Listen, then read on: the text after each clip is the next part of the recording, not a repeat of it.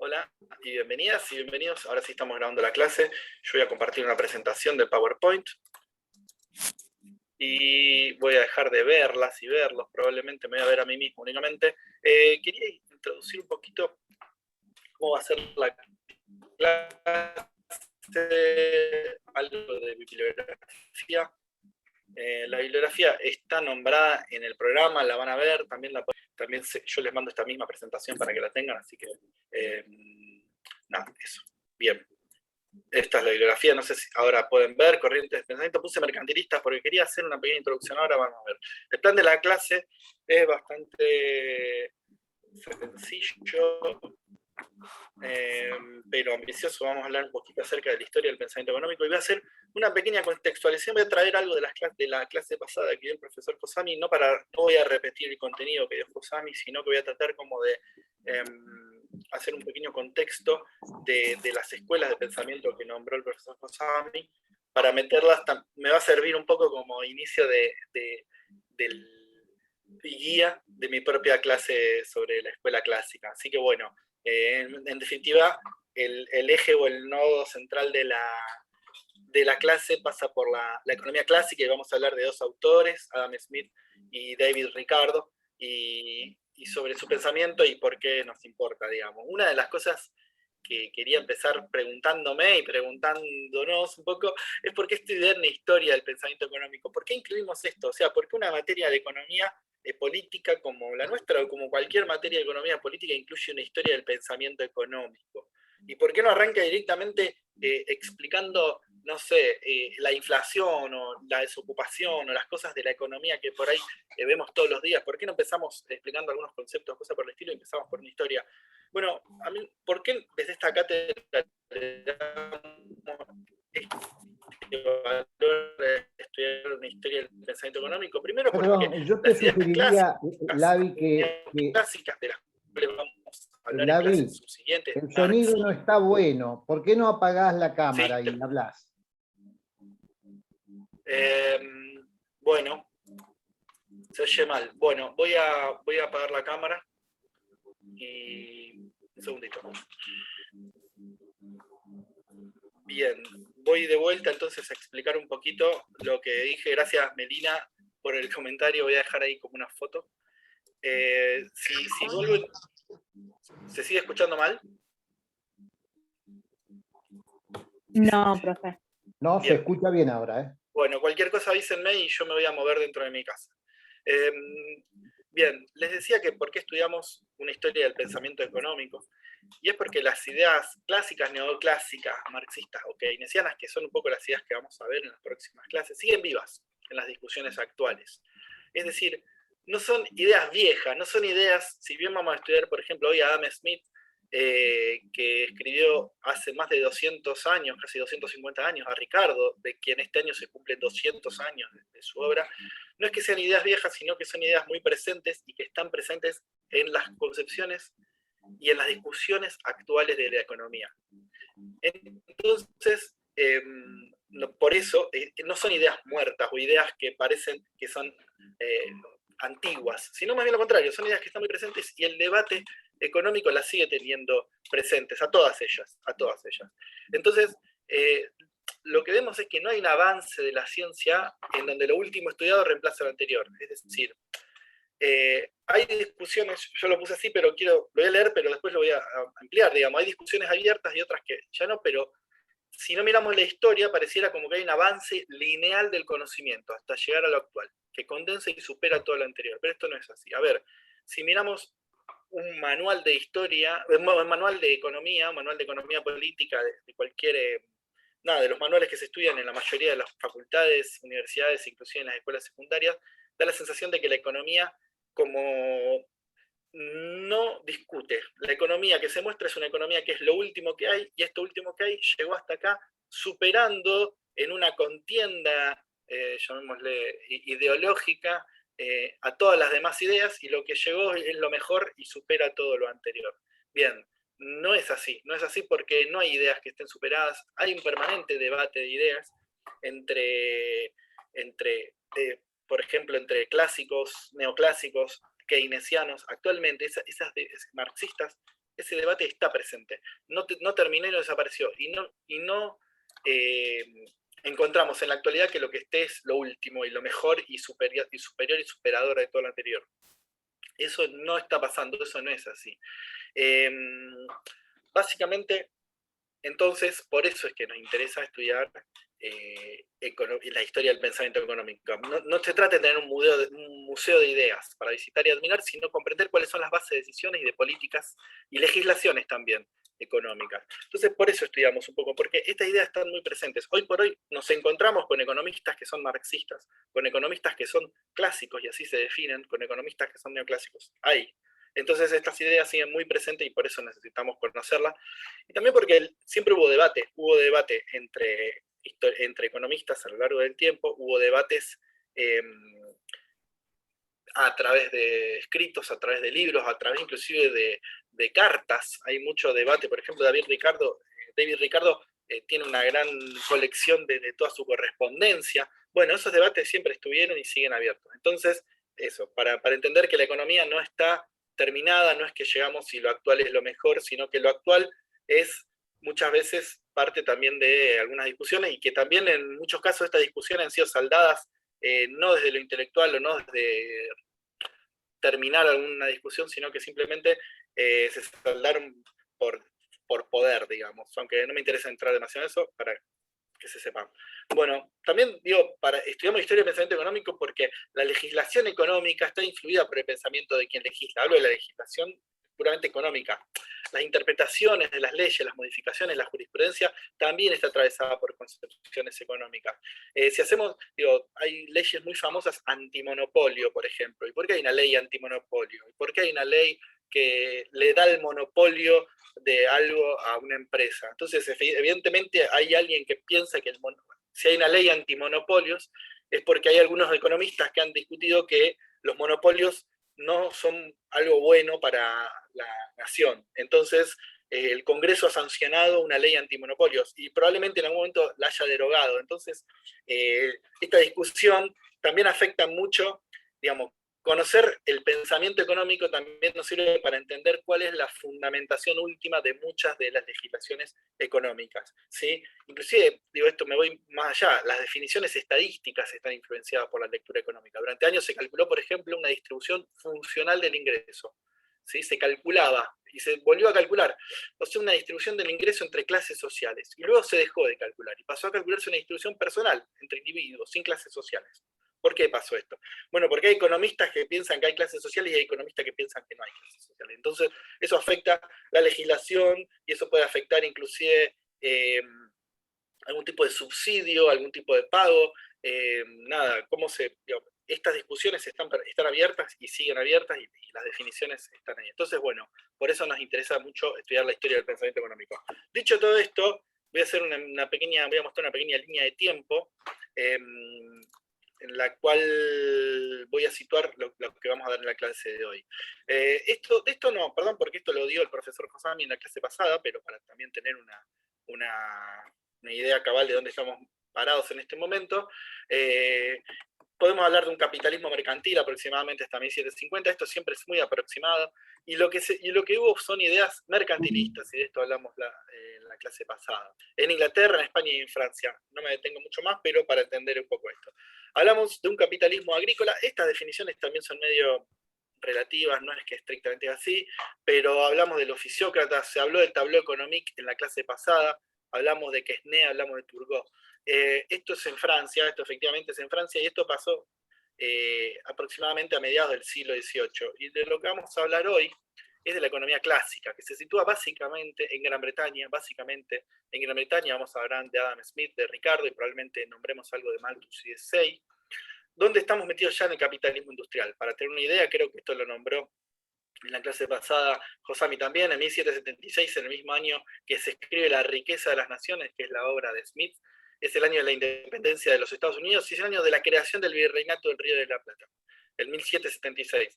Para que nos demos una idea, Ricardo escribe en 1821, cuando escribe Ricardo su obra más importante, Los principios de economía política y tributación, ya había terminado el virreinato del Río de la Plata. Así que, bueno, para tener una idea, ya no existía más en 1821. Bien, voy a tomar un poco las ideas que se hablaron en la clase pasada muy brevemente, 2 minutos le dedico a esto, no para repetir las ideas, sino para situarlas y dar un contexto de ideas y tratar de meterlas en esta línea de pensamiento que es la que voy a hablar sobre la escuela clásica. Primero, los mercantilistas, un poco las cosas que dijimos, que no se trata de una escuela de pensamiento, sino que se basa en recomendación de políticas. Esto es importante que entendamos a los mercantilistas no como doctrinarios, académicos, sino como gente de acción que hizo recomendación de políticas. Para ello, la riqueza es la acumulación de metales, es decir, a través del comercio, comerciando, se trata de comprar barato y vender caro, así se genera riqueza. ¿Qué es la riqueza para los mercantilistas? Viene del comercio y es la acumulación de metales. Bueno, obviamente ningún país europeo poseía minas de metales preciosos, por eso la única forma de conseguirlo fue a través de comercio. Y permanentemente los mercantilistas, por eso la idea mercantil, van a hablar de comercio. Con el correr del tiempo, las ideas mercantilistas fueron mutando. Si se producía bienes elaborados con mayor valor agregado, se podría conseguir más metales a cambio. Por ello, no solo en el comercio puede existir riqueza, sino también en la producción, pero en general esto es medio... no es, es así, pero no es lo central. Lo central de los mercantilistas es entender esto. ¿Dónde está la riqueza?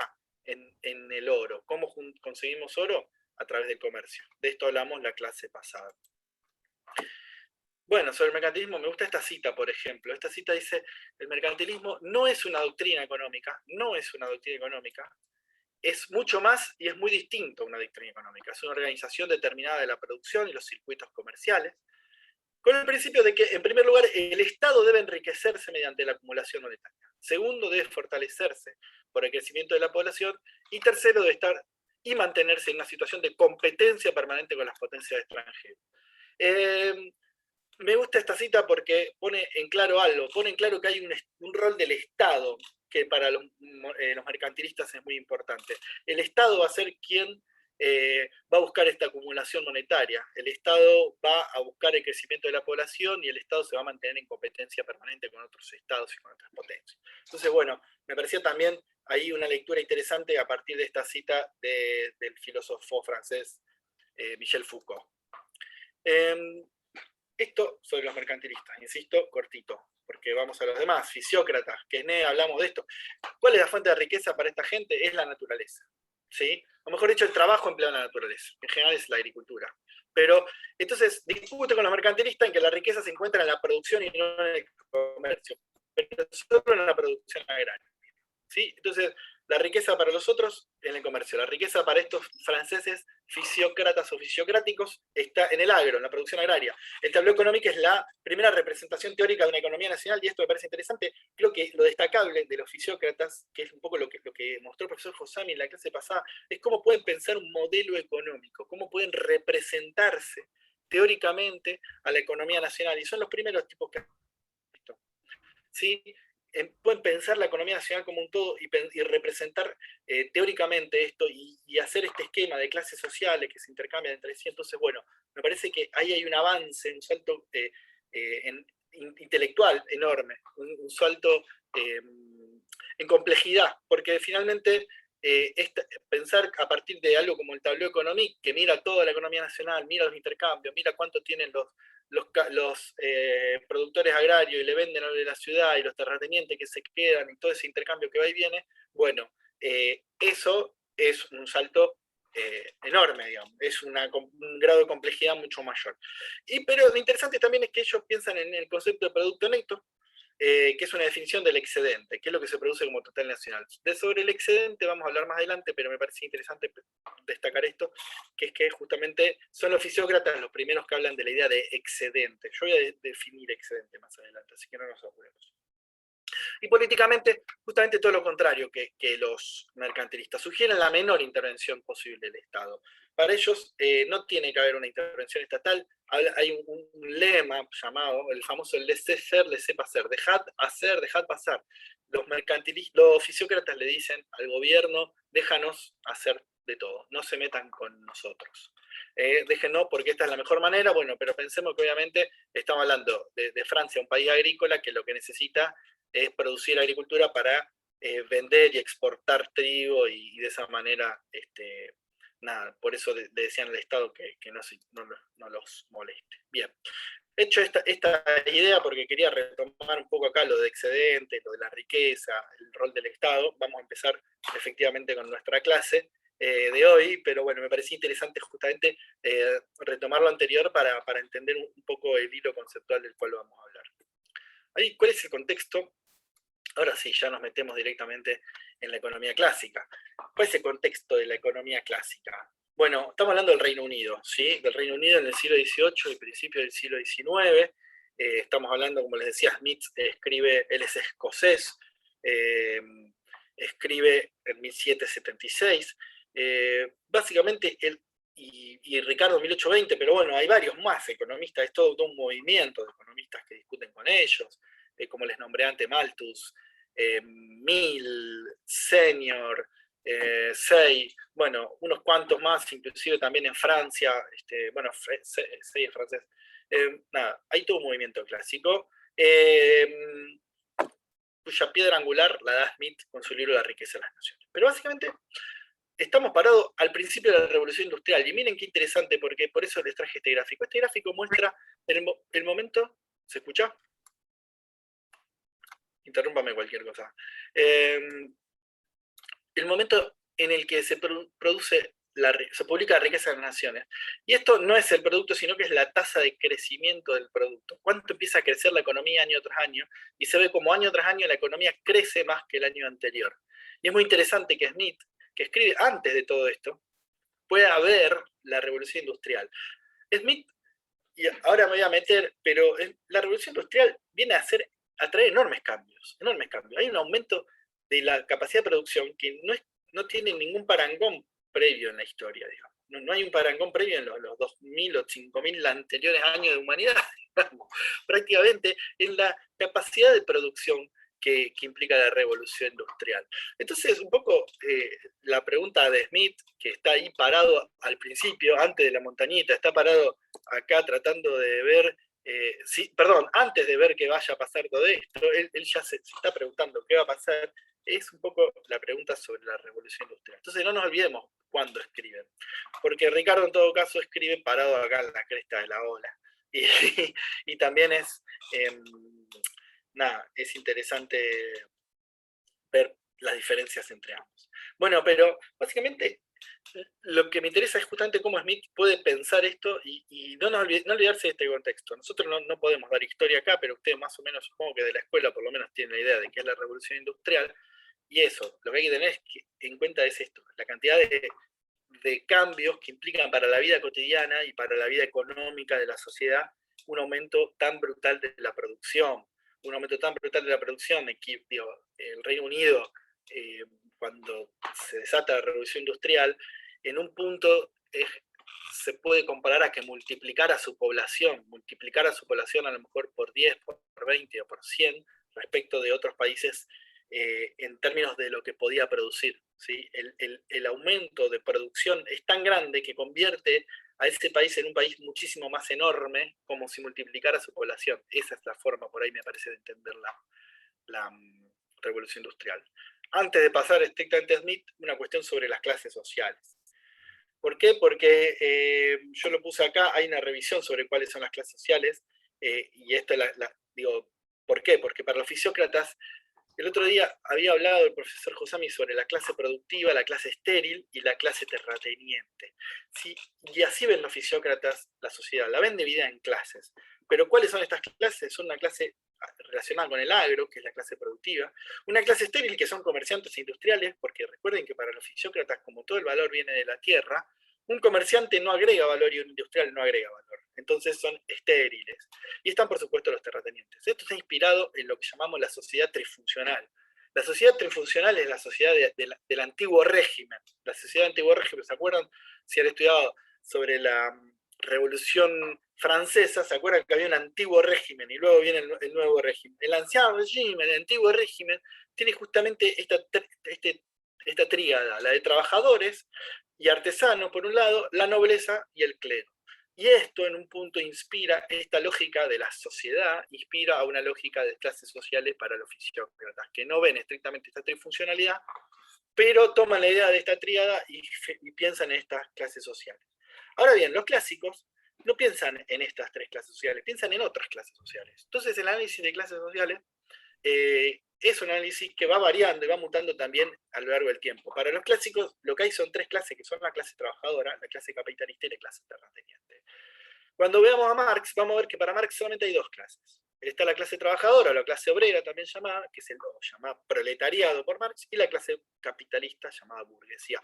Sobre Marx hoy no vamos a hablar, pero para ver esto, cómo va variando con el tiempo. En el siglo XX, la sociología económica que hace análisis de clases sociales busca otro tipo de diferencia, y usa diferentes categorías. ¿Sí? Siglo XX y en el siglo XXI, por supuesto. Hablamos de clase media, de clase alta, de clase baja, hablamos a veces de clase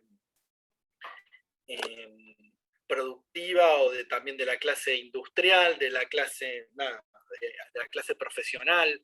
Muchas veces se van usando diferentes tipos se habla de elites, muchas veces, de los más ricos, bueno, en fin. Esto es diferente, el análisis, pero ese análisis de clases sociales sigue vivo, por supuesto, pero también fue mutando a lo largo del tiempo. Sobre Adam Smith, ¿qué podemos decir? Bueno, vamos a empezar por el principio. En el prólogo a la riqueza de las naciones, un libro que ya en el año 1800 ya había sido traducido 2 veces al español, por ejemplo. Digo, esto lo tomo porque me gustó la idea es la tapa que encontré, esta que está acá a la derecha, porque nada, para pensar esto, ya en el año 1805 ya había sido traducida al castellano 2 veces. Fue un libro muy influyente en su momento, un libro muy importante. Y Smith arranca así, arranca diciendo que el trabajo anual de cada nación es el fondo, o sea, es el total de plata, del cual se deriva todo el suministro de cosas necesarias y convenientes para la vida, que la nación consume anualmente, y que consisten siempre en el producto inmediato de ese trabajo, o en lo que se compra con dicho producto de otras naciones. Ahora vamos a desentrañar un poquito esto. Pero básicamente lo que está diciendo Smith es que el trabajo anual de la nación, o sea, la medición de todo lo trabajado a lo largo de un año, la medición de todo lo trabajado por toda la sociedad a lo largo de un año, ese trabajo es el fondo, o sea, es lo que funda, es lo que le da la plata en última instancia, y de la cual se deriva el suministro de todo lo necesario. O sea, a partir del trabajo anual de la nación surge todo lo necesario para lo que va a consumir la nación, para lo que la nación consume anualmente. Consiste siempre en el producto de ese trabajo, en todo caso lo que se compra con ese trabajo. En todo caso, en consecuencia, ¿sí? Entonces, miren cómo arranca Smith, porque así arranca el libro, arranca hablando de toda la nación y arranca hablando del trabajo. Así arranca, con los tapones de punta. ¿Por qué digo con los tapones de punta? Porque justamente está diciendo acá algo mucho más tajante. Está diciendo, la riqueza de la nación viene del trabajo. La riqueza de la nación no viene del comercio, como decían los mercantilistas. La riqueza de la nación no viene únicamente del agro y del campo, como decían los fisiócratas, sino que viene del trabajo anual de la nación. Y en consecuencia la nación estará mejor o peor provista de todo lo necesario y cómodo que se van a proveer, según la proporción mayor o menor que ese producto, o con lo que se compra, guarde con respecto al número de personas que se consumen. De vuelta, a ver qué dice acá. Está diciendo que la nación va a estar mejor o peor si tiene más trabajo en relación con la cantidad de personas. Básicamente lo que está diciendo Smith acá está dándonos dos definiciones clave que se usan hasta el día de hoy respecto de cuándo una nación es rica y cuándo una nación es pobre. La primera es lo que vamos a llamar en la unidad 2 el PBI o el PIB, el Producto Bruto Interno, el producto anual de la nación. Smith nos dice, ¿por qué es más rica una nación que otra? ¿Dónde está la riqueza de la nación? Está en su Producto Bruto. O sea, hoy, ¿por qué decimos que una nación es más rica que otra? ¿Por qué decimos que Francia es más rica que Argentina?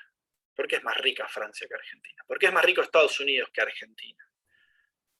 Porque justamente el trabajo anual de esa nación, lo que hoy llamamos el Producto Bruto de esa nación, es mayor que el de otra. Es mayor el Producto Bruto de Francia que el Producto Bruto de Argentina. Es mayor el Producto Bruto de Alemania que el Producto Bruto de Sudáfrica. Entonces Alemania es más rica que Sudáfrica.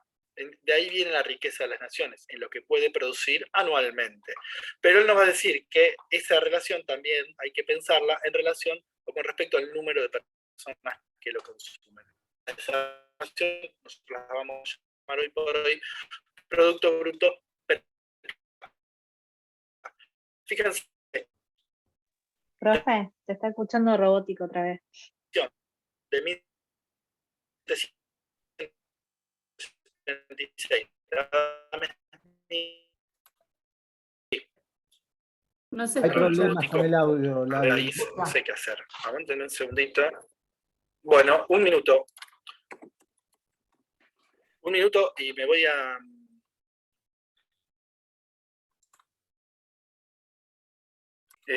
bueno, seguimos. Acá está, bien. Díganme si me escuchan mejor, si es así. Hasta a lo mejor habilito mi cámara y todo. Perfecto, se escucha. Bueno, espectacular. Adam Smith, entonces, les decía, vamos a ver un poquito. Él escribe su libro, una investigación sobre la naturaleza y causa de la riqueza de las naciones, también conocido como La riqueza de las naciones a secas, en 1776. ¿Qué me interesa de Smith o por qué nos interesa leer Smith y cómo podemos pensarlo en su tiempo? Smith va a hablar de leyes naturales, pero ¿por qué va a hablar de leyes naturales Smith? Básicamente porque son opuestas a leyes divinas. ¿Sí? La disputa teórica, o en todo caso contra quien se pelea Smith, yo voy a habilitar mi cámara si se deja ver, pero me gusta verme un poco. La disputa teórica de Smith, como representante de la ilustración escocesa que es, como él estudió con David Hume, etc., es contra el antiguo régimen, contra un pensamiento medieval. O sea, ¿por qué Smith habla de leyes naturales? Básicamente porque va a hablar se está oponiendo a la escolástica y se está oponiendo a un pensamiento más medieval. Entonces, en ese sentido hay que entender la disputa de Smith. Smith va a buscar leyes que son, él le va a llamar leyes naturales, pero en la práctica son leyes sociales, son leyes de las personas, y estas leyes de las personas, en lo que terminan es oponiéndose a leyes divinas. Digamos, en el antiguo régimen o en el pensamiento medieval es un pensamiento mucho más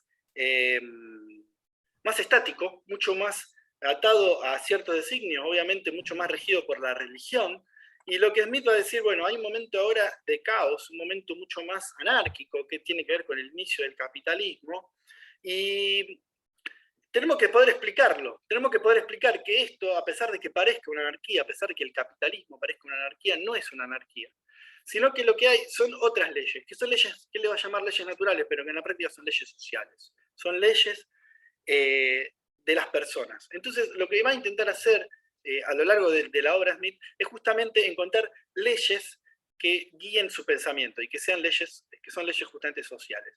Bueno, a partir de esto, lo primero que empieza a preguntarse Smith es ¿cuál es la fuente de la riqueza? ¿Sí? Empieza a preguntarse, en un punto se está preguntando por el capitalismo. Él ve que hay riqueza, el capitalismo fabril, la fábrica, genera riqueza. Y esta riqueza surge de lo que va a llamar el trabajo productivo. Y el trabajo productivo es uno destinado al intercambio. O sea, producir es producir para un mercado, producir no para uno mismo, como se podía producir un artesano de los siglos precedentes, sino que va a producir para el mercado. Y a diferencia de lo que pensaban los mercantilistas, en donde decía que la riqueza es el oro, los fisiócratas que decían que la riqueza es la tierra, él va a decir que la riqueza justamente está en el trabajo productivo. ¿Sí? Pero este trabajo productivo, justamente, él lo va a ver, va a ser algo muy interesante, que es ir a ver trabajar la gente, y dedica una parte de su libro a contar lo que pasa en una fábrica de alfileres. Y él va a una fábrica de alfileres y encuentra lo siguiente, encuentra que hay un aumento enorme de la productividad, que es un aumento de la productividad, más producto por persona, en tanto hay una división del trabajo. Él dice, si una persona quiere hacer todo el proceso de hacer un alfiler, al final del día, digamos, si hay 20 personas, hacen 200 alfileres entre todos. Cada uno hace unos 10 alfileres. Si cada persona hace el proceso completo. ¿Qué es hacer el proceso completo? Agarrar, trefilar, ponerle la cabeza, guardarlo, meterlo en una caja, qué sé yo, hacer todo el laburo de la fábrica de alfileres. Si una persona hace el proceso completo, hace unos 20 alfileres por día, unos 200 y pico entre todos. Ahora, si en vez de hacer eso la gente se especializa, se divide el trabajo, hay una división del trabajo, esta producción crece y se multiplica por 200, más o menos. Producen muchísimo más. ¿Y qué es dividirse el trabajo? Es que cada persona se especialice en lo suyo. Una sola persona va a estar todo el día estirando alambre. Una sola persona va a estar todo el día cortando ese alambre. Una sola persona va a estar todo el día poniendo la cabeza al final. Esa especialización aumenta enormemente la productividad. ¿Sí? Aumenta enormemente la productividad. ¿Qué es la productividad? Digamos, por las dudas, no tiene por qué saberlo, pero para que se entienda, porque es un concepto. Productividad es ser más productivo, digamos, que haya más cantidad de producto por persona. Una persona más productiva si produce más al final del día. Bueno, ¿de qué depende que la persona sea más productiva? De la división del trabajo. ¿Sí? Pero esta división, entonces la división del trabajo va a ser uno de los aspectos clave, centrales, en el pensamiento de Smith. Esta división del trabajo, a su vez, está limitada por la extensión del mercado. Esto es casi un axioma de Smith. ¿Sí? Él va a decir, vamos a tratar de que haya más división del trabajo. ¿Sí? ¿Qué es esto? Dentro de cada fábrica, cada persona se especializa en lo que tiene que hacer. Pero esto está limitado por la extensión del mercado. No siempre se puede especializar. Porque hay un límite a la especialización que está dado porque si hay una ciudad más grande, por ejemplo, hay más posibilidades de que una empresa se especialice en hacer una cosa. Pensemos en una división social del trabajo, antes de la división técnica. La división social del trabajo es que cada empresa se especialice en hacer algo. Bueno, una empresa se va a poder especializar en tanto haya un mercado muy grande, en tanto haya ciudades más grandes. Entonces, esta extensión del mercado le pone o no le pone un límite a esta división del trabajo.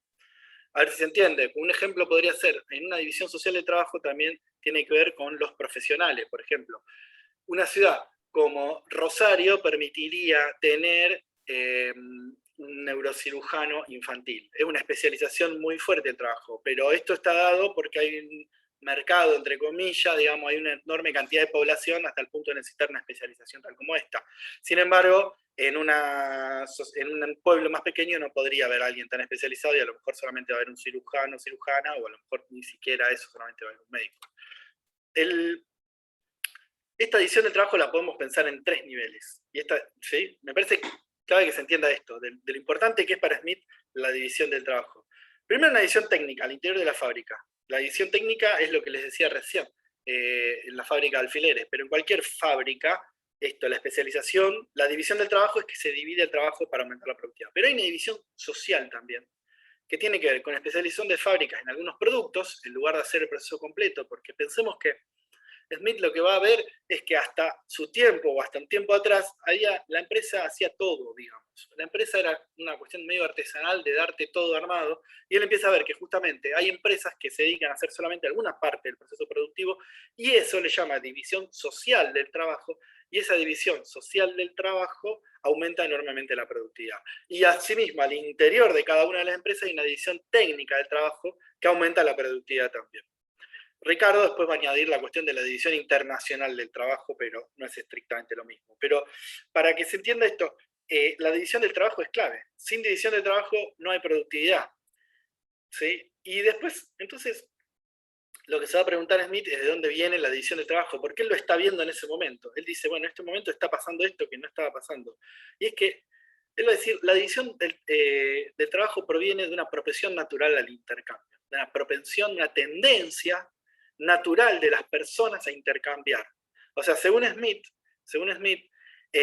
esta división del trabajo surge justamente porque hay una propensión entre las personas a cambiar cosas entre sí. Es algo que está en la naturaleza humana en un punto. Lo cual, obviamente, ahí como medio se desmorona un poco, porque él viene bien, dice, bueno, tenemos la riqueza, ¿de dónde viene el producto?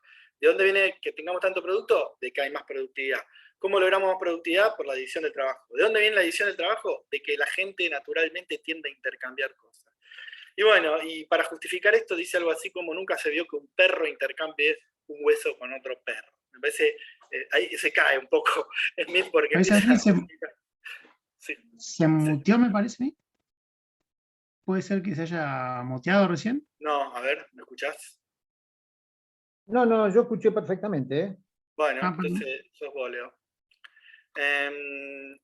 Digo, la división, entonces, yendo para atrás, lo que termina encontrando es como un atributo de las personas que es a intercambiar, y ahí medio que se cae un poco, pero si no le damos tanta bola a esa justificación que viene un poco de su propia teoría filosófica de las propensiones naturales de la humanidad, bueno, me parece que todo lo anterior va cerrando. O sea, esta propensión al intercambio, o sea, la gente tiene una tendencia al intercambio, ponele, esto genera división de trabajo, esto genera productividad, y así se llega a la riqueza de las naciones. ¿Sí? La riqueza de las naciones, en todo caso, viene dado por toda esta lógica causal.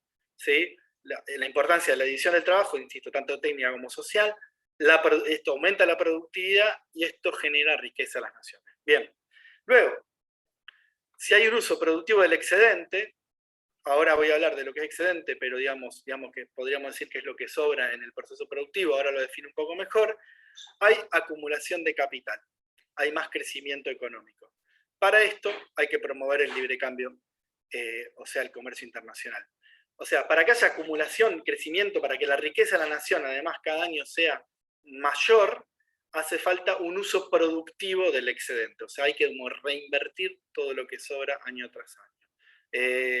Y para eso hace falta promover el libre cambio. O sea, finalmente, Smith termina promoviendo esta idea del aumento del comercio internacional y de la no intervención del Estado para aumentar para que se aproveche más el excedente, para que se aproveche lo producido en la riqueza año tras año.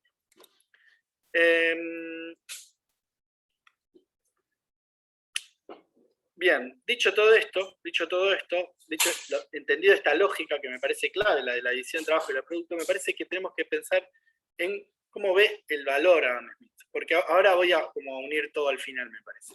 Primero, que hay una distinción clara entre dos tipos de valor. Primero, un valor de uso y un valor de cambio. Sí, esto me parece interesantísimo porque es como, si bien Smith, algo que a lo mejor no dije, que es que él no inventa estas cosas. Smith en un punto lo que hace es resumir bastante el pensamiento de su tiempo.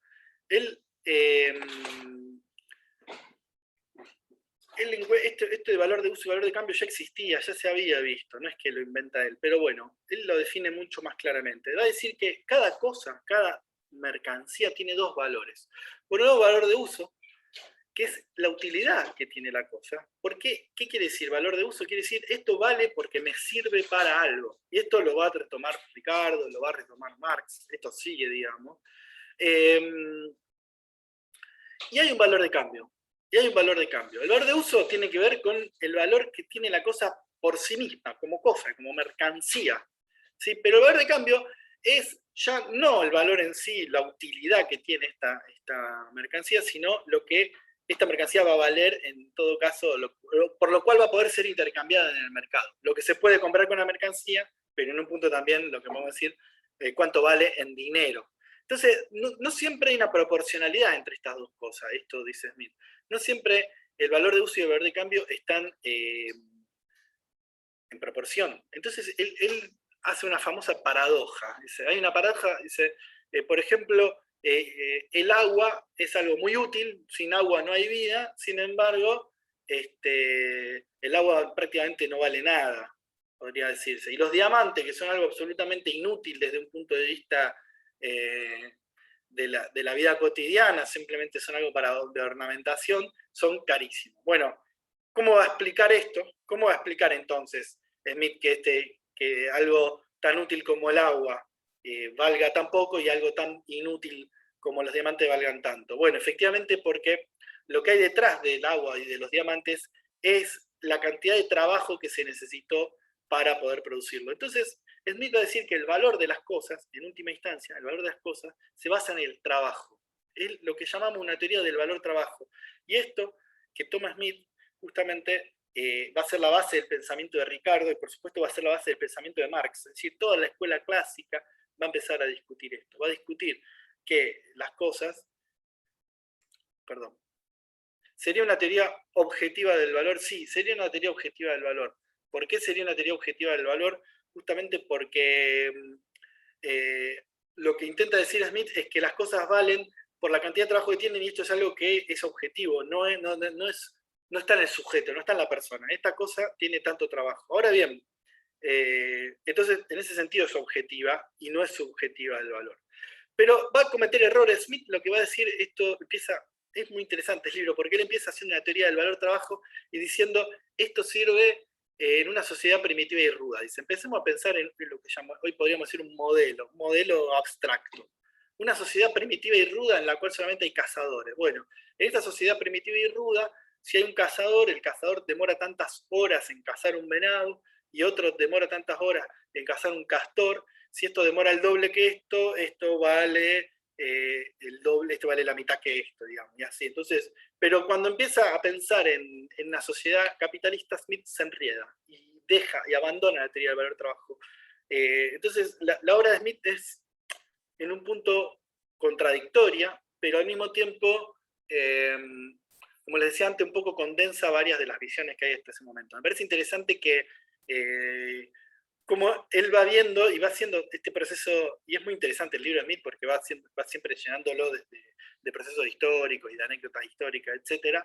Pero en la teoría del valor trabajo hace agua, algo que Ricardo va a lograr mejorar mucho, y por supuesto el que va a terminar y va como a perfeccionar, llamémosle esto, es Marx. Pero nada, esa es la teoría. ¿Por qué valen las cosas? Por esto.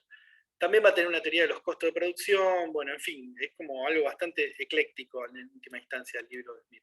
Pero para ir terminando y cerrando con Smith, me parece clave entender, a ver, antes de irme de acá, quiero que queden claras 2 o 3 cositas muy puntuales porque me parece interesante justamente para pensar en la actualidad y también para pensar cómo va a seguir ese debate con los siguientes pensadores. Por un lado, el valor de uso y el valor de cambio, como 2 cosas diferentes. Una cosa no tiene un único valor, sino que tiene 2 valores. Y hay un valor que es útil, un valor que está dado para la persona. Esta cosa vale y sirve, digo, la camisa sirve porque me abriga, o porque me viste, o por lo que fuera, pero el diamante, el agua sirve porque me da vida, pero el diamante no sirve para nada. Pero sí tiene un valor de cambio, o sea, vale mucha guita. Bueno, ¿dónde está esto? Bueno, efectivamente, cuando fuimos para atrás, encontramos que el valor estaba dado por el trabajo, la cantidad de trabajo. Bien, y lo otro interesante es la noción de excedente, que se las nombré antes, y ahora vuelvo para retomar lo anterior. Y lo interesante, ¿qué es el excedente? El excedente es lo que se produce anualmente, a nivel de toda la nación, más de lo que se necesita para la subsistencia y la reproducción del sistema económico. Lo que ve Smith, y ya había visto Quesnay también, es que la producción anual de la nación no la podemos pensar como la producción de una persona, ni como la producción de una fábrica o una empresa, ni como la producción de un sector económico, sino que la tenemos que pensar a nivel total de la economía, es decir, a nivel total de la nación. Y a nivel total de la nación, a nivel total del país, se produce más de lo que se necesita para sostener el país.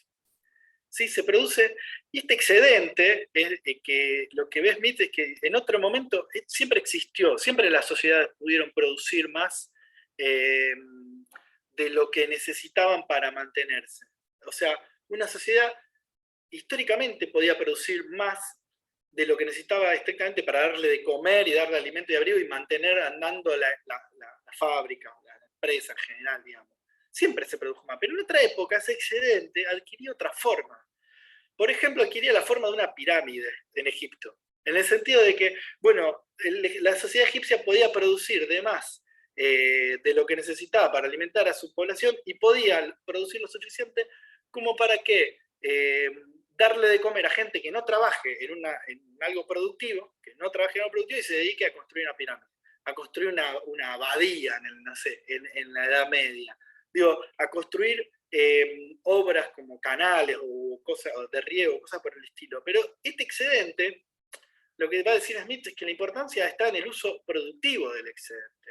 No es que el hecho de que haya excedente alcanza para definir a esta sociedad capitalista. Excedente hay siempre. Y lo interesante del pensamiento del tipo es cómo logra ver que esto trasciende al productor individual, trasciende a la persona. Hay una visión macro, podríamos decir con palabras de hoy en día, una visión social absoluta, y decir lo que producimos como sociedad nos alcanza, nosotros como sociedad, para producir, para mantenernos, reproducirnos, mantener todas las cosas andando y además sobra. Bueno, con esto que sobra, ¿qué hacemos? Esa es la pregunta que se hace. Entonces él va a decir, acá tiene que ir a uso productivo, porque si lo que sobra se destina a construir más fábricas, más galpones, construir más maquinaria, hacer puentes, caminos, barcos, canales o lo que sea, bueno, esto va a generar mayor riqueza para la nación. ¿Sí? Entonces, este concepto que, bueno, ahí lo puse, lo había pensado Keynes y Petty, otro inglés, Richard Cantillon, Jacques Cantillon, otro francés. Bueno, lo había pensado, pero Smith es el primero que lo ve. Y la discusión económica y política, en todo caso, es cómo se distribuye ese excedente entre las distintas clases sociales. Y esto, Smith lo deja tirado, pero para Ricardo, este es el centro de la economía. Ahora vamos a ir a Ricardo, pero ya para ir cerrando la clase. Pero, digo, para Ricardo es el centro de la economía. ¿Qué pasa con este excedente y cómo se distribuye? Producimos más de lo que necesitamos. Buenísimo. ¿Quién se lo queda? ¿Quién se va a quedar? ¿A qué se va a destinar esto que producimos? Bueno, para cerrar, algo que siempre... nada, una metáfora famosa, porque sobre todo Smith es muy conocida por esto, por la famosa metáfora de que el mercado es una mano invisible. ¿Cómo interpretar la idea de la mano invisible? A ver, voy a leer el párrafo y ahora vuelvo a la interpretación, me quedo como al revés.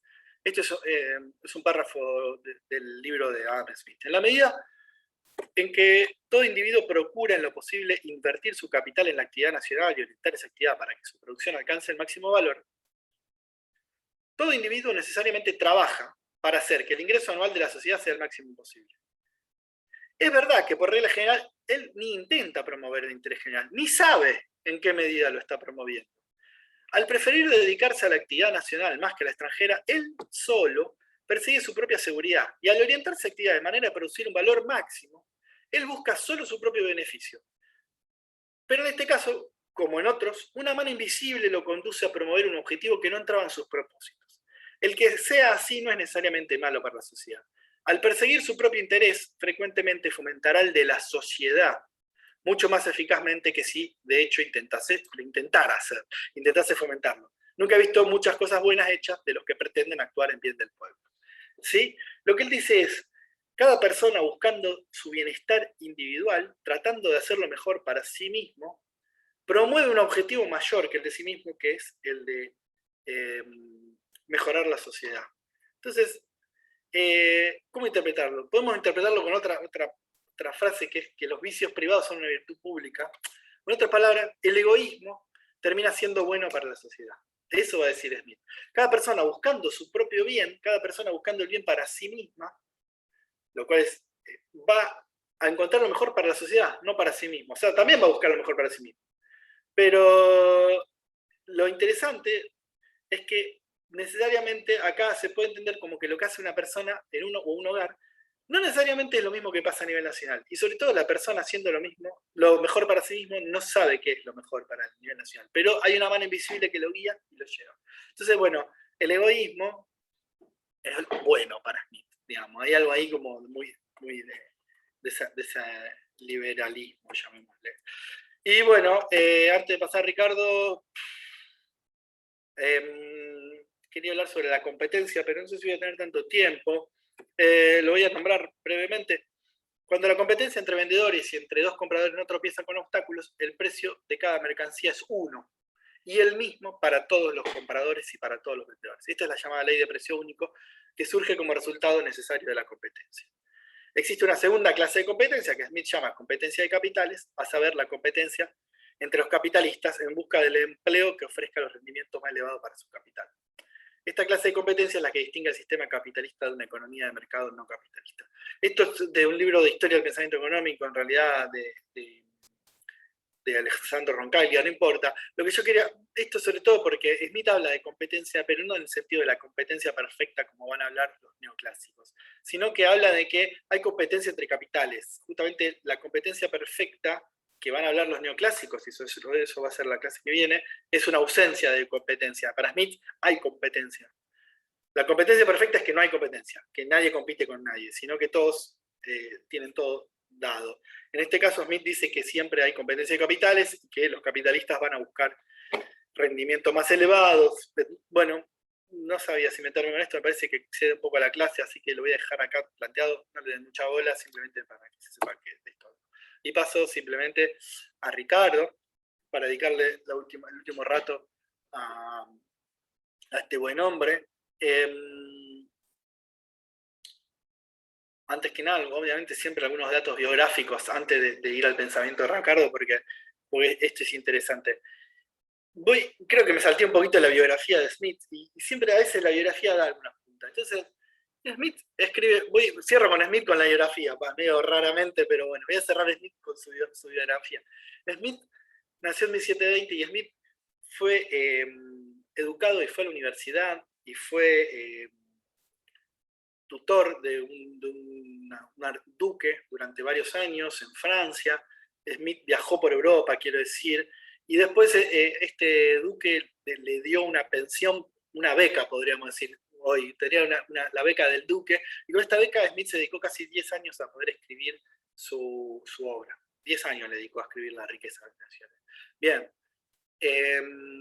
lo interesante es el trasfondo académico. Smith es un filósofo, pasó por la universidad, y lo que hace esto es que justamente La riqueza de las naciones sea muy sistemática, muy ordenada, muy prolija, a diferencia de los libros de los mercantilistas, que son un desastre, inclusive del propio Quesnay, que es médico, de todo, de Petit, Cantillon, que son tipos de oficios, tipos ligados a la gestión estatal, al trabajo con los reyes, qué sé yo. Smith es académico, viene de la universidad y hace algo completamente distinto, y eso me parece que también es clave, y por eso es la base de la economía moderna, porque es el primer tipo que sistematiza todo el pensamiento anterior a él. Entonces, hay algo ahí muy, muy interesante. Ricardo, por el contrario, que fíjense, Ricardo nace prácticamente cuando Smith estaba escribiendo La riqueza de las naciones, o sea, escribe mucho tiempo después, como les decía, aunque muere joven.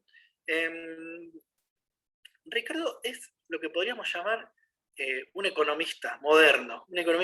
Ricardo viene de una familia de financistas, y él mismo se dedica a la bolsa y timbea en la bolsa y gana mucha plata, se hace muy, muy rico en la bolsa. Entonces tiene como esa parte financiera, pero Ricardo es un hombre de mundo. Él también lo llaman a la Cámara de los Comunes, habla, o sea, tiene una pata en la política, tiene una pata en los negocios, tiene una pata en la política, y tiene esta pata académica, esta pata en la universidad, donde escribe, no en la universidad, pero sí académica, de correspondencia, de vida intelectual, llamémosle. Entonces fíjense cómo es como muy un economista moderno, digamos. La profesión actual de los economistas hace que muchos tengan esta plata en el Estado, en el sector privado, en la academia, y Ricardo condensa un poco todo esto. Me parece, en ese sentido, es como el primer economista, y más moderno, podríamos decir.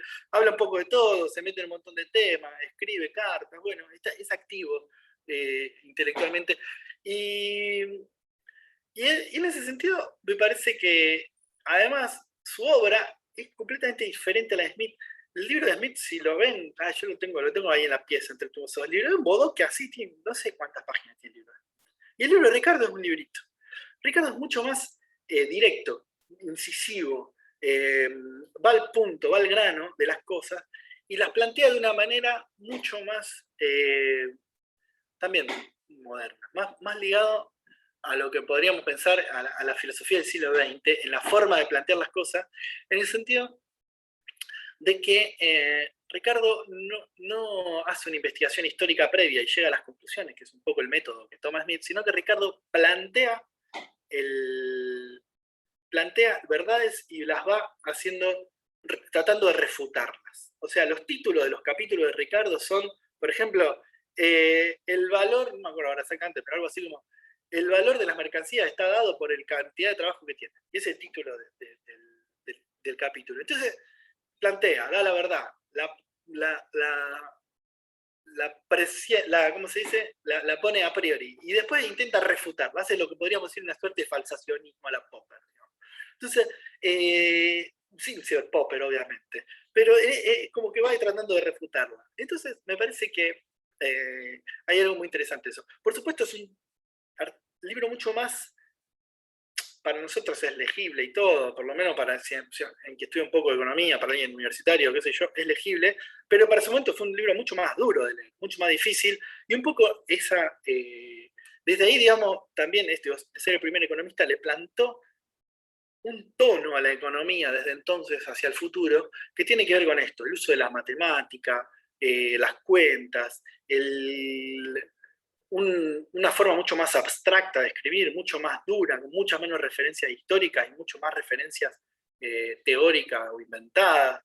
Entonces hay un tono de la profesión económica que plantea Ricardo y que quedó, digamos, que planteó hace exactamente 200 años, porque este año se cumplen 200 años de su libro, y quedó. Y en ese sentido es destacable, qué sé yo, me parece que dejó una impronta imposible de evitar, y que bueno, por eso también, tanto Smith como Ricardo, la mayoría de los economistas le deben pleitesía hasta el día de hoy, pero particularmente los de su tiempo, digamos, Smith y Ricardo, sobre todo Ricardo era muy, intercambiaban muchas epístolas, etcétera, y para Marx, por ejemplo, era como uno de los tipos más brillantes de su momento. Vamos por cada una de estas cosas, si no hacemos tan larga, sobre la teoría del valor del trabajo. Ricardo postula, como le decía recién, el valor del trabajo. Las cosas valen por el trabajo incorporado en ellas por definición. Así arranca diciendo que esto es así, y punto. En todo caso, lo que va a hacer es ver si hay cosas si demuestra que haya o no problemas para demostrar esto. O sea, si hay algo que interrumpa esto o no. El trabajo dice que además, y en esto resuelve un poco lo que Smith no había podido resolver, el trabajo se incorpora en el capital y transfiere valor a las mercancías. O sea, el capital también tiene trabajo acumulado, según Ricardo. Entonces, una mercancía va a tener las horas de trabajo. ¿Por qué vale lo que vale una mercancía? La pregunta central de Ricardo, una pregunta central de Ricardo. ¿Por qué vale lo que vale la mercancía? Bueno, tiene trabajo. Este trabajo es solamente el del obrero que le dedicó a producir esa mercancía durante ese momento. No, también es el de la herramienta, también es el del galpón, también es el de la maquinaria.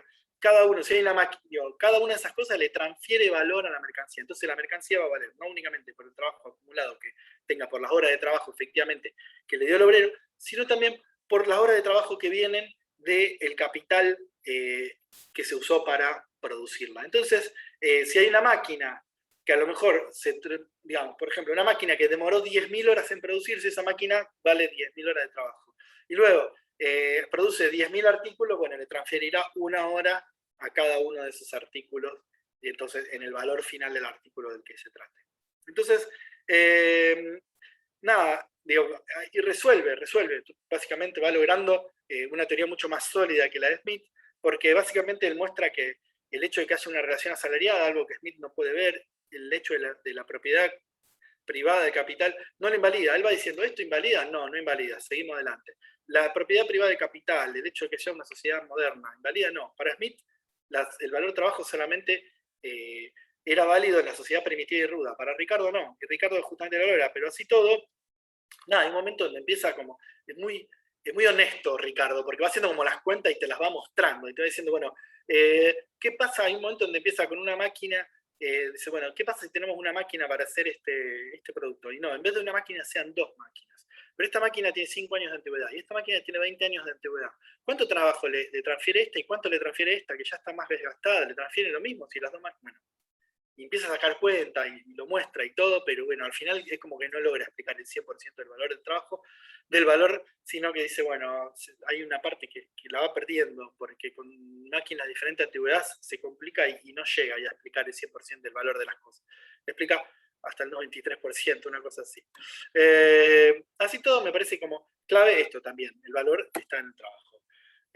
Segundo punto clave de Ricardo, segundo punto central de su obra, la teoría de los rendimientos decrecientes. La teoría de los rendimientos decrecientes. En su afán de ver si el valor, la teoría del valor trabajo se sigue cumpliendo, él empieza a ver qué pasa con la producción agrícola. ¿Qué pasa con la producción agrícola? Porque, nada, si hubiera diferente, ¿cómo puede ser que se le pague más a un campo que a otro si las cosas valen lo mismo? Entonces, básicamente, la lógica, no importa esto tanto, pero sí me interesa más la teoría del rendimiento decreciente, porque me parece central también para bueno, no sé si central, pero hay que estudiarlo, qué sé yo. Me parece es importante porque hay un razonamiento ahí. El precio de los productos agrícolas, el precio del producto agrícola se determina en la demanda. ¿Sí? Más personas necesitan trigo, bueno, más va a valer el trigo. ¿Sí? Hay demanda, esto en el mercado se ve el precio del trigo. ¿Sí? Se ve el precio del trigo. Bueno, para satisfacer esta demanda, se añadirán nuevas parcelas de tierra, dice Ricardo. ¿Sí? O sea, por ejemplo, necesitamos más toneladas de trigo, pero con los campos que actualmente están produciendo trigo no alcanza. ¿Qué pasa? Bueno, se va a sumar un campo, pero los campos que se suman para producir trigo son campos más alejados de las zonas fértiles, son campos que están en el monte, son campos en los cuales no hay un rinde igual al rinde que hay en los campos fértiles donde se produce trigo actualmente. ¿Sí? Entonces, se añaden nuevas parcelas, pero cada vez estas son más productivas. Ahora bien, ¿cuál es el punto? ¿Cuánto se va a añadir una nueva parcela? Bueno, van a entrar, o se van a agregar nuevas parcelas hasta el punto en donde el costo de producción es el mismo que el precio del mercado. ¿Sí? El costo que incluye una ganancia normal. ¿Qué quiere decir esto? ¿Cómo podemos entender este punto 3 que es el punto central de esto? El último lote de tierra que entró tiene que poder producir a un precio tal que si produce y lo va a vender en el mercado, lo venda, digamos. Le dé ganancia, no pierda plata mínimamente. O sea, no va a producir perdiendo plata, va a producir siempre y cuando haya un precio que le garantice que si lo vende, gana plata. Entonces, si hay un precio lo suficientemente alto, van a entrar más y más parcelas en la medida que haya un precio que le garantice que todo lo que vendió va a tener una ganancia. Entonces, ¿hay más demanda? Sí, bueno, aumenta el precio. Bueno, entonces ahora mi campo, que no era lo suficientemente fértil, y entonces me costaba mucho producir, mi costo de producción en definitiva por tonelada era más alto, bueno, ahora, si bien mi costo era alto, el precio más alto me lo paga. ¿Sí? Entonces entra el campo extra, aunque no sea lo suficientemente fértil. Bien, ahora, bien, eso está claro, es el último que entró. El último que entró te dice, bueno, yo cubro mis costos, entro y van entrando campos, y el último que entra, efectivamente, entra al punto en donde tiene un precio exacto que le cubre su costo y su ganancia. ¿Sí? Entonces, la cuestión es qué pasa no con ese, sino con todas las anteriores, porque todas las anteriores, en definitiva, producen mucho más. Producen mucho más. Y entonces su costo es mucho más bajo. O sea, si para producir una hectárea de tierra en el último lote me alcanzaba lo justo con el precio que hay aquí de mercado, me alcanzaba lo justo para cubrir, el anterior, como produzco mucho más barato, porque son tierras más fértiles, produzco más, tengo una ganancia extra, porque el precio de mercado es el mismo. ¿Se entiende? El precio es el mismo para todo el mundo. El precio está determinado afuera. El último entró, bárbaro. Entonces, el último hace que todos los demás tengan una ganancia extra. No es estrictamente, no es que el último lo haga, sino que el precio es lo suficientemente alto como para que le cubra los costos al último, pero a los anteriores, los que ya estaban adentro, como son más rendidores y más baratos, tienen una ganancia extra. Esa ganancia extra se llama renta de la tierra. Esto es medio complicado, pero espero que se haya entendido. Espero que se haya entendido. ¿Sí? Vamos con la lógica, digamos. Hay un precio, bueno, este precio cubre costo, entro a producir. Y voy entrando, van entrando lotes, cada vez menos fértiles. Bueno, entran hasta el último. El último entró, cubre los costos. Todos los anteriores que ya habían entrado, todos los que ya producían de antes, como tienen mejores rindes, tienen una ganancia extra. Esta ganancia se llama renta de la tierra. ¿Sí? Esta renta de la tierra, o bien la va a tener el productor ese, o en general lo que va a pasar más bien, dice Ricardo, es que en realidad hay alguien que la va a arrendar y va a pagar un alquiler, que es justamente esta renta de la tierra. Pero esta renta de la tierra siempre va a ser mayor mientras más fértil sea el campo. Entonces, en definitiva, un poco acá Ricardo se pone los pelos de punta, porque lo que está diciendo es lo siguiente.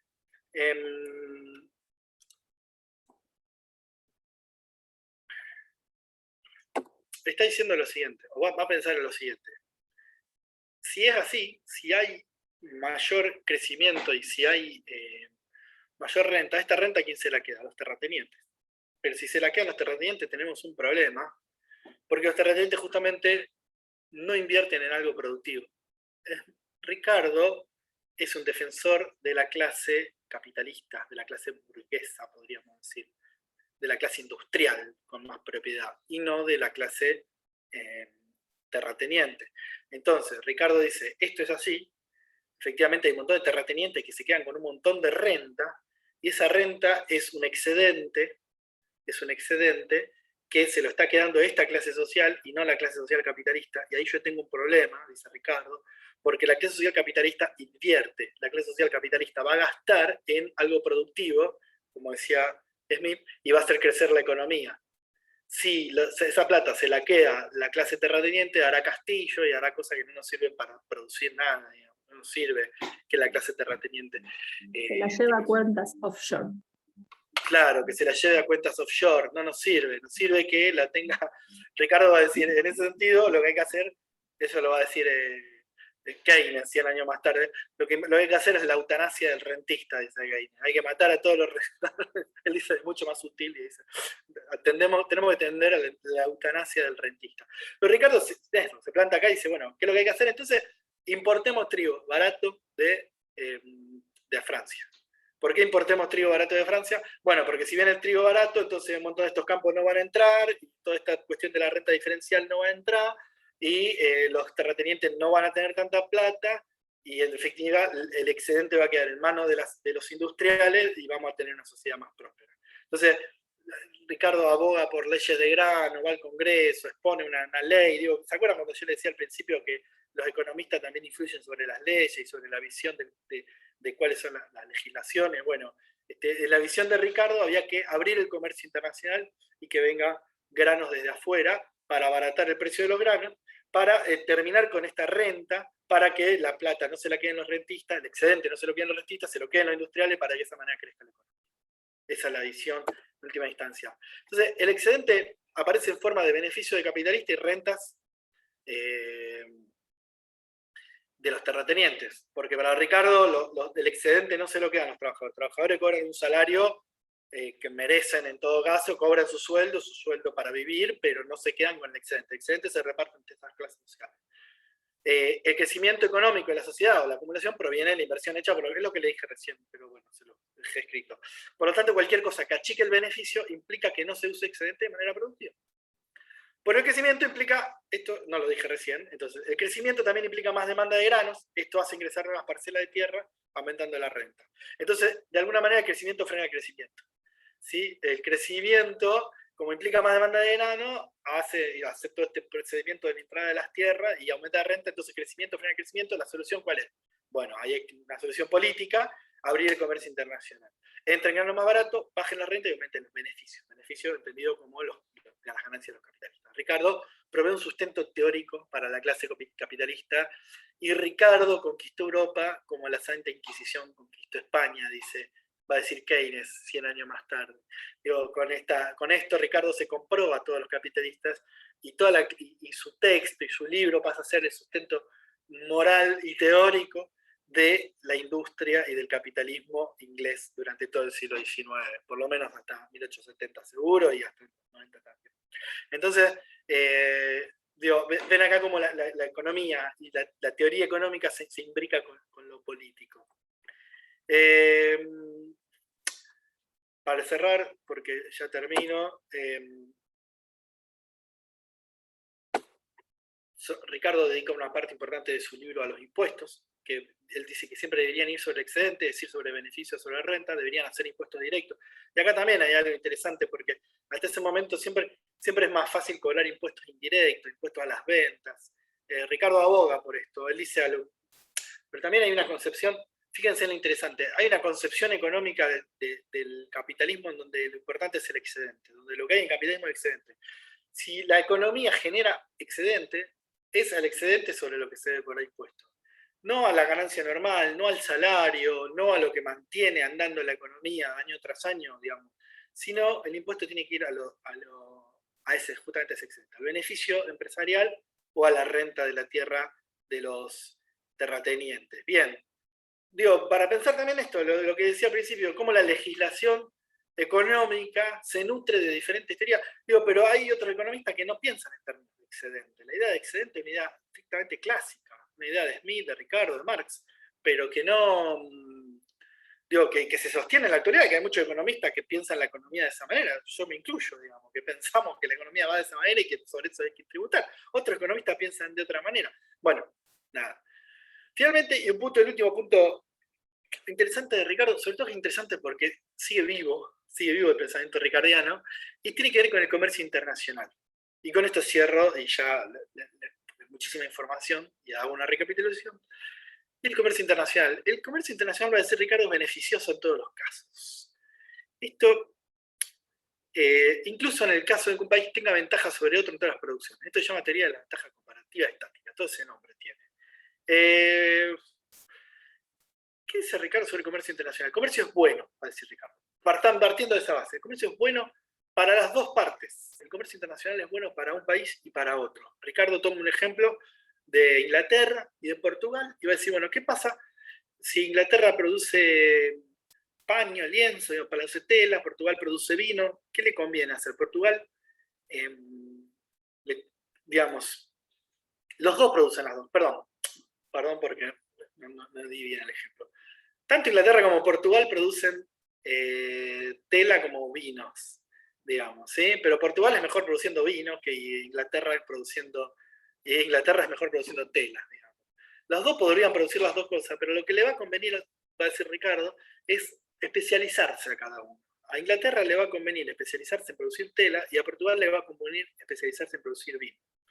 Porque si vos producís, ya sos Portugal, producís los vinos mejor que lo que producís tela, bueno, hacé más vino y en todo caso la comerciás por tela, porque los ingleses te la van a vender más barato. Y viceversa, si los ingleses saben hacer tela mejor que vino, le conviene especializarse en telas y cambiarlas todas por vino, digamos. En todo caso, y de esa manera, va a decir Ricardo, Inglaterra va a conseguir más vino que si lo produjera ellos mismos. Y Portugal va a conseguir más tela que si se dedica solamente a producir vino, va a conseguir más tela inclusive que si la producían ellos mismos. ¿Sí? Entonces siempre el comercio es bueno y conviene especializarse en lo que uno es bueno. Inclusive esto lo lleva más allá y él habla de ventajas comparativas, porque inclusive uno tiene que especializarse, un país tiene que especializarse, aunque Inglaterra produzca mejores vinos, perdón, aunque Inglaterra produzca mejor los vinos que lo produce Portugal, o sea que es mejor en tela y mejor en vino, así todo a Inglaterra le conviene producir telas, intercambiarlas. Bueno, y a Portugal le va a seguir conveniendo el comercio de cualquier manera. No me quiero meter porque son cuentas, es medio chabola. Lo interesante es que esta doctrina es una doctrina estática, por eso se llama ventaja comparativa estática. Nunca piensa lo que podría pasar si Portugal desarrolla la industria de la textil. Nunca piensa lo que puede pasar en el futuro. ¿Qué pasa si efectivamente aprendés a hacer tela y lo haces mejor y más barato? El comercio puede ser bueno o no, puede ser mejor tener una protección industrial y una sustitución de importaciones, no importar todo, digamos. Esto no lo piensa Ricardo. Ricardo siempre va a decir, hay que abrir todo. Y esta idea de Ricardo está de contra viva, digamos. El liberalismo actual siempre va a decir que no conviene producir y siempre conviene traer todo importado. Porque además hay algo que no ve Ricardo, que es que muchas veces la producción local demanda un montón de trabajo, demanda empleo y además que puede mejorar a lo largo del tiempo. Entonces, esta idea de una industria naciente, una industria que pueda mejorar a lo largo del tiempo, que genera empleo, que califica a sus propios trabajadores, etc., es algo que Ricardo nunca va a tener en cuenta.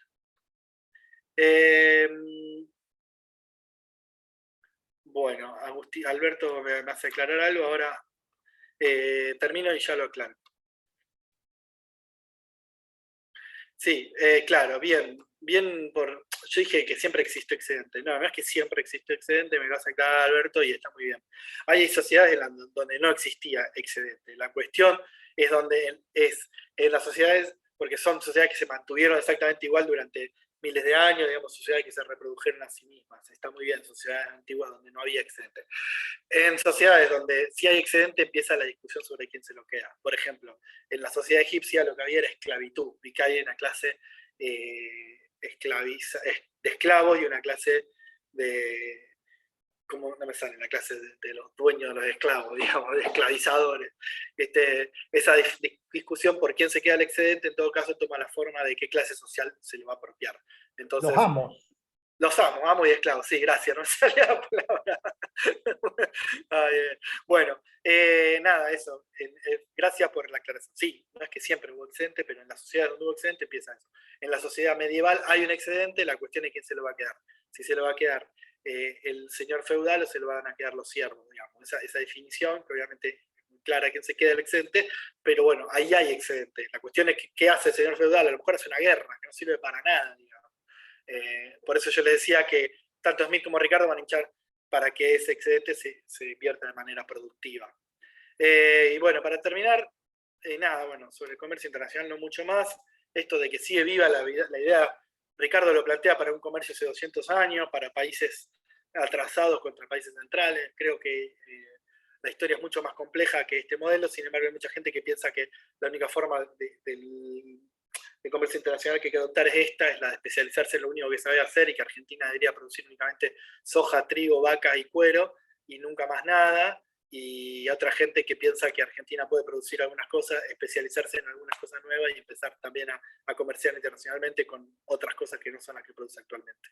Pero esa discusión, por supuesto, sigue abierta. Sobre esa discusión se legisla, sobre esa discusión se promueve, sobre esa discusión el Estado interviene o no interviene. Entonces, ¿cuál es la idea teórica sobre cómo es el comercio internacional? También influye sobre nuestra vida cotidiana. Bueno, para cerrar, a modo de cierre, algunas ideas comunes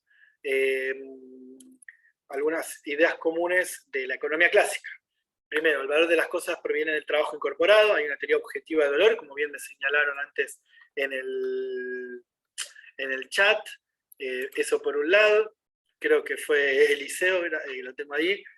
Hay una distribución de ingresos entre clases social, y esto es muy importante porque no es entre personas la distribución, son las clases las que se la disputan, y esto es algo que va a seguir tomando, por supuesto, Marx más adelante. Hay un excedente. Los clásicos piensan la economía en términos de excedente, en una producción a nivel agregado, es decir, a nivel social, nacional, total, y esta economía como un todo produce más de lo que necesita cada año para reproducir su fuerza de trabajo, para reproducir sus condiciones productivas, le sobra. La pregunta es qué hace con eso que le sobra, si lo gasta en comprarse yate, en mandarla a la isla Caimán, en hacer torres de lujo, en minar Bitcoin, o en producir nuevas empresas que le den trabajo a la gente, o sea, invertir en nuevas empresas, agrandar fábricas, comprar maquinaria, etc. Esa distribución del excedente es la discusión que está presente desde los clásicos en adelante. Por supuesto, en ambos casos el Estado debe limitarse.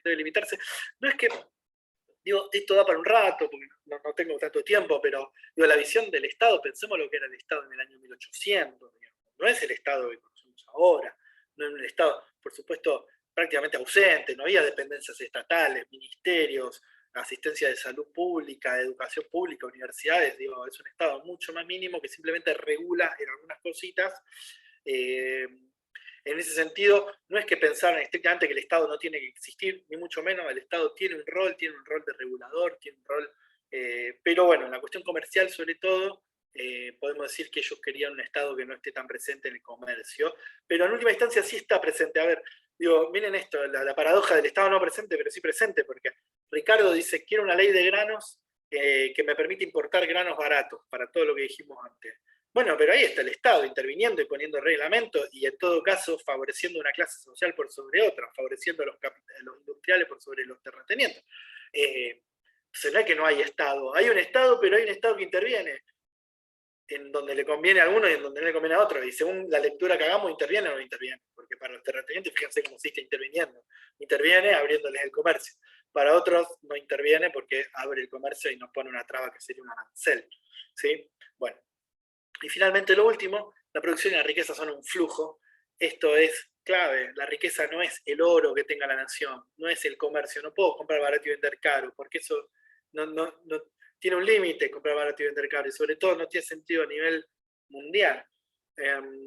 No puede todo el mundo al mismo tiempo comprar barato y vender caro. Si uno compra barato, el otro no tiene que vender barato. Entonces, efectivamente, hay alguien que no está haciendo negocio. Entonces eso para uno es negocio, para otro no hay forma de riqueza.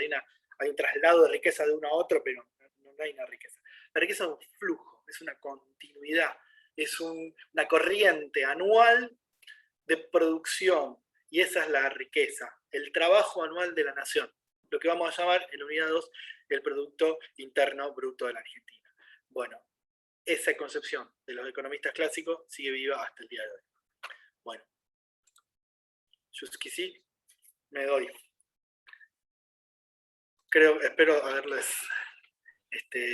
tirado algunas ideas sobre qué son los economistas clásicos, por qué los tenemos que estudiar y por qué nos interesa meterlos en nuestra currícula. Si hay dudas, preguntas o comentarios, es el momento. Y perdón por no haberlo hecho antes, sabía que tenía un montón de cosas para decir, pero a veces uno se embala. Bueno, gracias de todas maneras por los comentarios, pero si hay dudas, preguntas o comentarios, es ahora. Alguien, por favor, intervenciones, son bienvenidas.